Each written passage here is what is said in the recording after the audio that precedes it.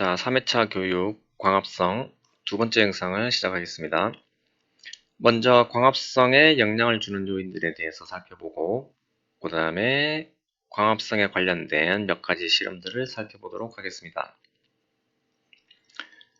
광합성에 영향을 주는 요인들은 결론적으로 얘기하면은 빛의 세기라든지 이산화탄소의 농도라든지 그리고 이제 온도가 광합성량에 영향을 주게 되죠. 이 각각에 대해서 그래프로 이제 그려놨는데, 첫 번째 빛의 세기에 대한 광합성량. 이 첫 번째 그래프에서 보면은 빛의 세기가 세질수록 광합성량은 증가를 하죠. 그렇지만 이제 일정 양, 빛의 세기가 일정 세기에 도달하게 되면은 광합성량은 더 이상 증가하지 않게 됩니다. 일단 광합성이란 것이 빛 에너지를 이용해서 일어나는 것이기 때문에 빛의 세기가 강할수록 광합성량이 증가하는 게 당연하겠죠. 자, 그렇지만 이제 일정 양의 세기에 도달하면은 광합성량은 더 이상 증가하지 않게 됩니다. 그리고 참고로 이제 지금 이 그래프에서는 이 지점, 이 빛의 세기 이상이 되면은 광합성량은 더 이상 증가하지 않게 되죠. 그때 이제 이때의 빛의 세기를 광포화점이라고 합니다. 광포화점을 지나게 되면 더 이상 이제 광합성량은 증가하지 않는 거죠. 자, 두 번째로 이산화탄소의 농도입니다. 광합성에 이산화탄소가 필요하기 때문에 당연히 또 이산화탄소 농도가 높아질수록 광합성량은 많아지겠죠. 자, 그런데 이때도 일정 양의 농도에 도달하게 되면 또 광합성량은 더 이상 증가하지 않게 됩니다. 자, 세 번째는 이제 온도입니다. 온도가 올라가면 화학 반응 속도가 빨라지죠. 그래서 광합성 양도 많아집니다. 자, 그렇지만 온도가 너무 높아지게 되면 단백질에 무슨 일이 벌어지게 되나요? 단백질 변성이 일어나게 되죠. 자, 광합성 작용이 일어나기 위해서 이제 여러 가지 효소들이 필요할 텐데, 세포 내에는 효소들이 잔뜩 들어있고, 이 효소의 성분은 단백질이죠. 단백질은 3차원적인 구조가 이제 잘 갖추어져야만 어떤 기능을 가지게 돼요. 그 구조는 온도에 의해서 영향을 받습니다. 예를 들어서 온도가 높아지면 단백질의 구조가 깨져요. 그걸 변성이라고 하죠. 단백질의 변성. 단백질의 변성이 일어나게 되면 보통 이제 그 단백질의 기능이 없어지기 때문에 또 효소가 단백질이기 때문에 역시 효소도 온도에 민감합니다. 온도가 너무 높아지게 되면 효소의 기능이 많이 없어져요. 그래서 일정 온도가 될 때까지는 광합성량이 쭉 증가를 하다가 일정 온도를 넘어서 버리면 온도가 너무 높아지게 되면 그때는 광합성 작용에 필요한 효소들이 변성이 되면서 광합성이 일어나지 못하게 되겠죠. 그래서 광합성량이 다시 줄어들게 됩니다. 자, 지금까지를 정리하면 빛의 세기와 이산화탄소 농도는 증가할수록 광합성량이 증가하죠. 자, 그렇지만 이제 일정 량에 도달하게 되면 더 이상 증가하지 않게 됩니다. 온도도 일정 온도까지는 계속 증가하지만 그 온도를 이제 넘어서 버리면 오히려 광합성량이 줄어들게 됩니다. 열에 의해서 효소가 변성되기 때문에 그렇습니다. 자, 그 다음에 광합성에 관련된 이제 실험에는 어떤 것들이 있었고 어떤 실험들을 우리가 할 수 있겠느냐. 지금 보이는 실험은 1771년, 무려 이제 1700년대죠. 프리스틀리라고 하시는 분이 이제 이런 그 폐쇄된 유리관 속에 촛불을 켜서 이제 넣게 되면은 처음에는 타다가 산소가 이제 소비가 다 되면은 연소가 안 되겠죠. 촛불이 꺼져 버리겠죠. 그런데 식물을 같이 넣었더니 촛불이 이제 꺼지지 않고 계속 타더라. 그리고 쥐를 넣었을 때도 산소가 이제 계속 소모돼 버리면 산소가 없어서 이제 쥐가 죽겠죠. 그런데 식물을 이제 같이 나눴더니 쥐가 죽지 않더랍니다. 그래서 식물이 있을 때 이제 뭔가 산소가 발생하는구나라는 것을 알 수가 있겠죠. 자, 이 실험은 이제 조금 더 발전시켜서 똑같은 실험이지만 쥐와 식물을 같이 넣고서 빛이 있을 때와 이제 없을 때 비교를 했더니 빛이 있을 때만 쥐가 살았다는 거죠. 결국 이 실험으로 이제 식물이 광합성을 통해서, 즉 빛이 있을 때 이제 광합성을 통해서 산소를 발생시킨다는 사실을 이제 알 수가 있었던 겁니다.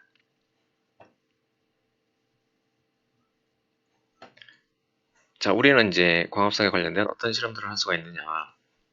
첫 번째는 광합성 결과 이제 생기는 산물이 포도당과 산소죠.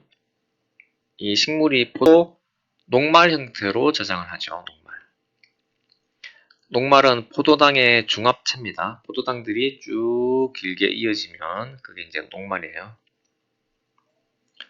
참고로 동물은 포도당을 어떻게 저장하나요? 어떤 형태로 저장하나요? 동물 같은 경우는 이제 글리코겐으로 저장합니다. 글리코겐.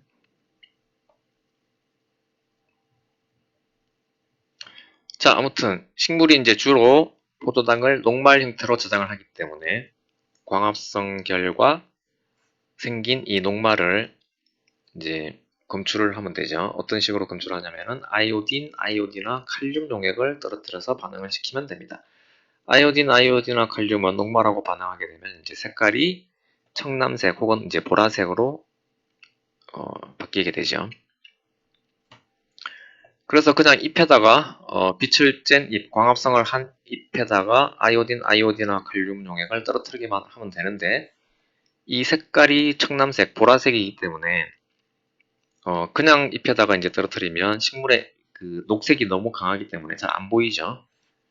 식물의 잎이 녹색인 게 이제 엽록소 때문이기 때문에 엽록소를 이제 빼주는 거죠. 식물의 잎에서 엽록소를 없애고 그 다음에 이제 이 용액을 떨어뜨리면 됩니다. 엽록소를 없애기 위해서 잎을 에탄올 속에 넣고 이제 중탕을 시켜줘요.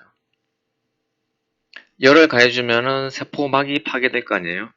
그러면 이제 딜라코이드 막에 박혀 있는 엽록소가 에탄올에 이제 막이 파괴가 되면서 거기 있던 거기 있던 엽록소가 에탄올 속에 녹아 나옵니다.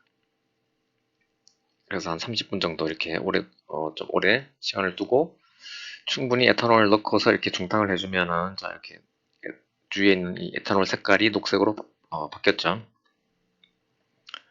이렇게 해서 이제 엽록소를 좀 빼주고 녹색을 빼주고 그 다음에 아이오딘이나 칼륨 용액을 떨어뜨립니다. 그러면 이제 이런 식으로 염색이 되는데 지금 이 잎은 이렇게 잎이 있으면 중간을 이제 가린 거죠. 중간 부분은 빛을 아예 가리고 위아래만 이제 빛을 쬐주고서 적당한 시간 후에 이제 그 엽록소를 탈색시키고 잎을 탈색시키고 엽록소를 없애주고 그 다음에 이제 아이오딘이나 칼륨 용액을 떨어뜨린 거죠. 그래서 빛을 받은 부분은 이렇게 보라색, 청남색으로 보이게 되고 빛을 가린 부분은 이렇게 염색이 안 됩니다. 어쨌든 빛을 받은 부분은 이렇게 녹말이 염색돼서 보이게 되는 거죠. 자, 똑같은 실험인데요. 지금 왼쪽은 빛을 쬐준 잎을 탈색시킨 거고 오른쪽은 빛을 쬐주지 않은 그런 잎을 이제 탈색시킨 사진입니다. 물론 이제 완전히 탈색되진 않았죠. 엽록소가 이제 아직 조금 남아 있는데 어쨌든 이 상태에서는 지금 구분을 할 수가 없죠. 왼쪽 오른쪽 똑같아 보이는데 이제 이거를 아이오딘이나 칼륨으로 염색을 하면 섞어주면은 이제 이렇게 빛을 쬐준 잎에서는 이렇게 진하게 염색이 되는 반면에 빛을 쬐주지 않은 잎에서는 이렇게 색깔이 옅은 것을 알 수가 있죠. 그래서 빛을 쬐준 잎에서 이제 녹말이 생성되었다는 것을 알 수가 있습니다. 자, 두 번째 실험은 이제 기체에 관련된 실험인데 광합성 했을 때 이제 포도당만 생성되는 것이 아니고 산소도 같이 생성이 되죠. 산소. 그래서 이제 이 발생하는 산소를 이용해서 광합성 양이라든지 이제 이런 거를 측정해 볼 수가 있는데, 잎을 이렇게 동그랗게 펀치 같은 걸 이용해서 동그랗게 잘라요. 그 다음에 이거를 탄산수소 나트륨 용액에다가 빠뜨립니다. 탄산수소 나트륨 용액을 쓰는 이유는 이제 여기서 이산화탄소가 나오기 때문이죠. 이산화탄소를 공급해주기 위해서 이제 이 용액을 쓰는 거고, 그런데 이제 잎이 가벼운 잎을 쓰면은 이 잎이 잘 안 가라앉아요. 무거운 잎을 쓰면은 잎이 잘 가라앉는데, 그래서 이제 가벼운 잎을 쓸 때는 이렇게 주사기를 이용해서 공기를 빼주든지 아니면 진공 펌프 같은 걸 이용해서 이렇게 공기를 빼줘야 돼요. 잎에 있는 공기를 빼줘야 얘네들이 이제 가라앉습니다. 그래서 이렇게 이제 바닥에 깔아앉힌 상태에서 빛을 쬐주는 거죠. 그러면 이제 빛이 있고 이산화탄소가 있으니까 광합성 작용이 일어나겠죠. 그러면 산소가 발생합니다. 산소가 발생하게 되면 이 잎이 산소 방울 때문에 이게 뜨게 된대요. 그래서 광합성 속도가 빠를수록 이 잎들이 빨리 떠오르겠죠, 그죠? 그래서 일정 시간 내에 떠오르는 잎의 이제 숫자, 이 동그란 조각들의 숫자를 세면은 광합성 속도를 측정할 수가 있습니다. 이런 실험이 있고, 유사한 실험이긴 한데 이제 산소 방울을 직접 재는 방법이죠. 이거는 깔때기에다가 역시 검정말 같은 식물을 넣고 중간을 거꾸로 이렇게 뒤집어요. 그래서 검정말이 이제 빛을 쬐줘서 검정말이 광합성을 하면 산소 방울이 이렇게 생기겠죠. 그 산소 방울이 이제 이 시험관 위로 이렇게 떠오르는 거예요. 그럼 산소 방울에 그냥 숫자를 세면 되는 거죠. 일정 시간당 생성되는 산소 방울의 숫자를 세면 돼요. 그러면 광합성 속도를 측정할 수가 있겠죠. 이런 방법이 있고, 그게 아니라면 이제 포도당과 지금 산소가 발생하는 걸 봤잖아요, 지금까지는. 그게 아니면 이제 이산화탄소가 줄어드는 걸 보면 되죠. 광합성에 이산화탄소가 필요하기 때문에 이산화탄소가 얼마나 감소했는지를 보면 또 광합성 작용이 얼마나 일어났는지를 알 수가 있어요. 물론 이제 이 실험은 단순히 이산화탄소가 이제 감소한 거를 보기만 하는 실험인데, 자, 이산화탄소가 물에 녹으면 수소이온이 생깁니다. 즉 pH가 낮아집니다. 산성이 됩니다. 이 공식은 알아두면 좋습니다. 자, 그래서 수소이온이 이제 얼마나 생겼느냐, pH가 어떻게 변했느냐는 pH 지시약을 사용하면 알 수가 있죠. 그 지시약 중에 이제 페놀레드라고 하는 것이 있고, 산성일 때는 색깔이 노랗게 되고 염기성일 때는 이제 붉게 변합니다.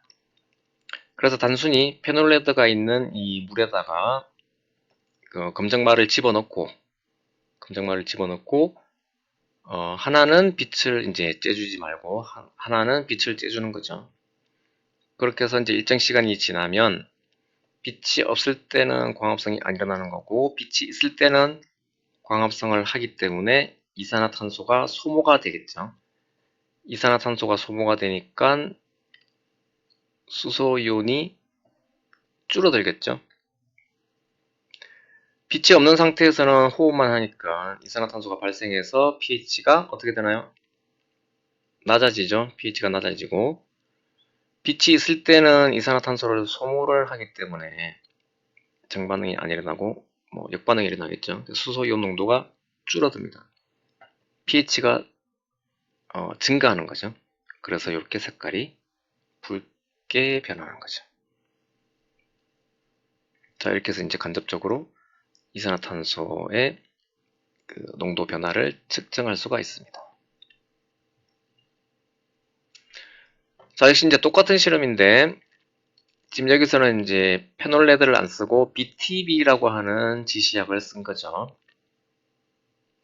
이 세 개의 병에다가 하나는 아무것도 넣지 않고, 두 개는 이제 검정말을 넣었는데, 그 두 개 중에 또 한 개는 빛을 차단합니다. 어둠 상자 속에 넣어서 빛을 차단하는 거예요. 자, 이 상태에서 이제 어떻게 될 것이냐. BTB는 산성으로 갈수록 색깔이 약간 노란색으로 변하는 거죠. 중성일 때는 이제 약간 파란색 계통, 염기성일 때 이제 파란색이 더 짙어지는데, 자, 이 상태에서 이제 이 색깔이 어떻게 변할 것이냐, 요거를 워크시트에 있는 예제로 이제 제시가 되어 있죠. 거기다가 이제 답을 한번 해봅시다. 자, 이렇게 해서 두 번째 영상도 모두 마치겠습니다.